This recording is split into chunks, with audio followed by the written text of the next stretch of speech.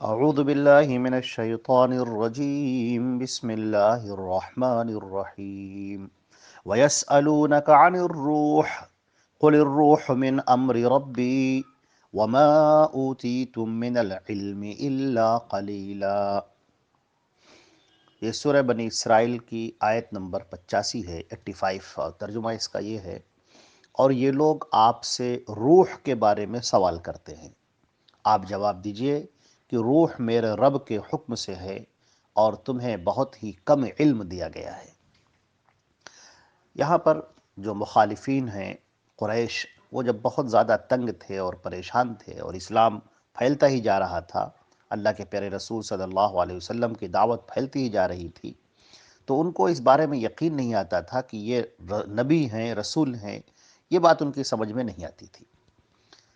چنانچہ انہوں نے یہودیوں سے کہا کہ کچھ ایسے سوال ہمیں بتاؤ جو ہم ان سے کریں، اور جب ہم ان سے سوال کریں تو اس کے جواب نہ دے پائیں۔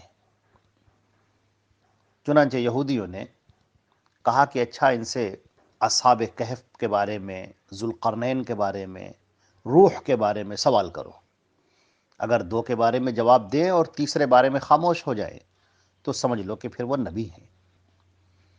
چنانچہ کفار مکہ نے اسی طرح نبی کریم صلی اللہ علیہ وسلم کے سامنے سوال کیا کہ ہمیں بتائیے اصحاب کہف کے بارے میں، ذوالقرنین کے بارے میں اور روح کے بارے میں۔ تو اللہ کے رسول صلی اللہ علیہ وسلم نے بعین ہی وہی جواب دیا جو ایک نبی صادق جو جواب دیتا ہے۔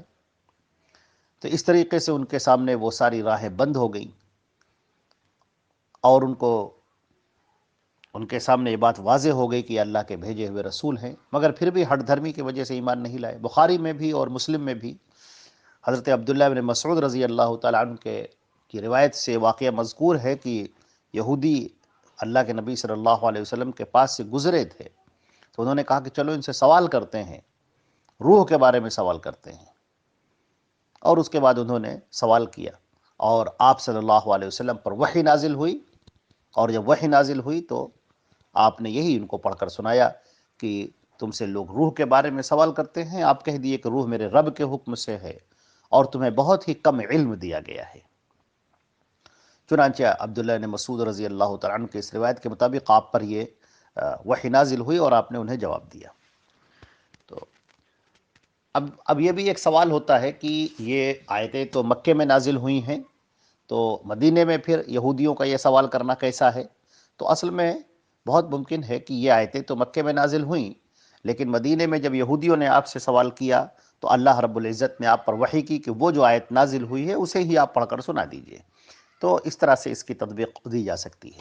روح کیا ہے؟ روح ایک لطیف شے ہے جو کسی کو نظر نہیں آتی، لیکن ہر جاندار کے اندر وہ موجود ہوتی ہے۔ ہر جاندار کے اندر جو طاقت ہوتی ہے، جو قوت ہوتی ہے، جو کھانے کی، چلنے پھرنے کی، سوچنے کی جو صلاحیت ہوتی ہے، وہ اسی روح کی وجہ سے ہوتی ہے۔ اب اس کی حقیقت کیا ہے؟ یہ روح کیسے ہے؟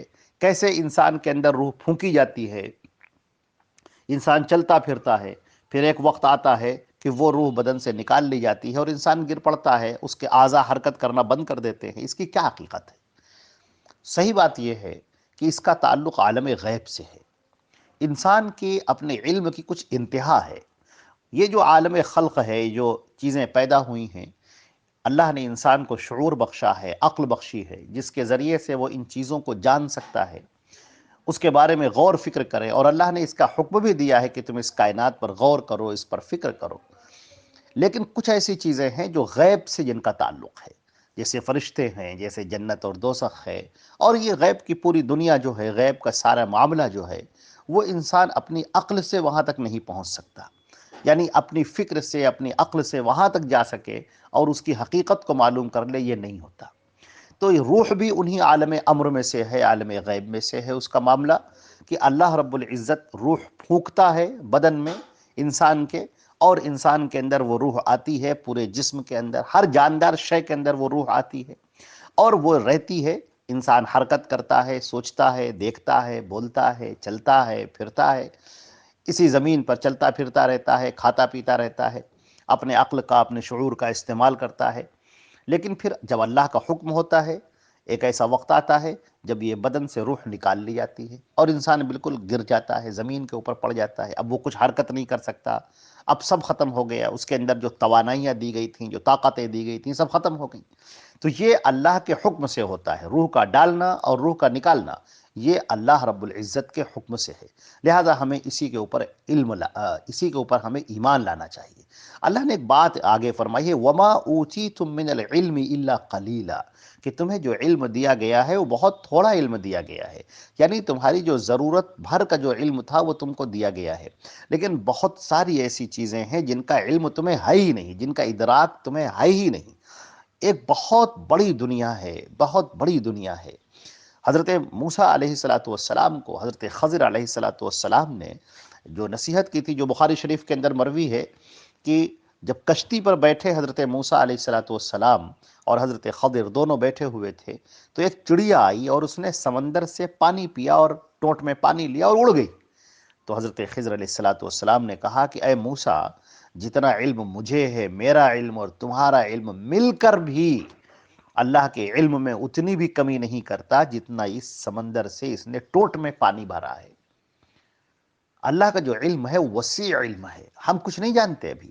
ہمارے سامنے جو بھی علم کے دروازے کھل رہے ہیں، جو ہم نے دیکھا ہے، جو ہم نے محسوس کیا ہے، جو علم ہمیں حاصل ہوا ہے، انسانوں کو جو علم اب تک حاصل ہوا ہے وہ سمندر میں ایک قطرے کے برابر بھی نہیں ہے، اس سے بھی ادنا، اس سے بھی ادنا، اس سے بھی کم۔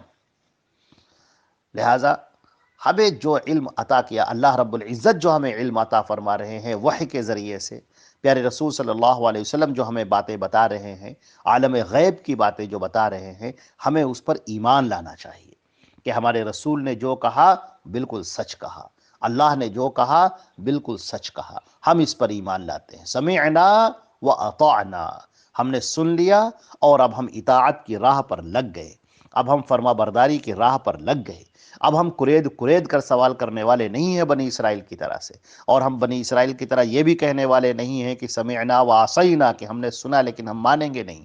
ہم ان لوگوں میں سے نہیں ہیں، بلکہ ہم ان لوگوں میں سے ہیں جنہوں نے سنا اور سننے کے بعد میں ہم اطاعت کرنے پر لگ گئے۔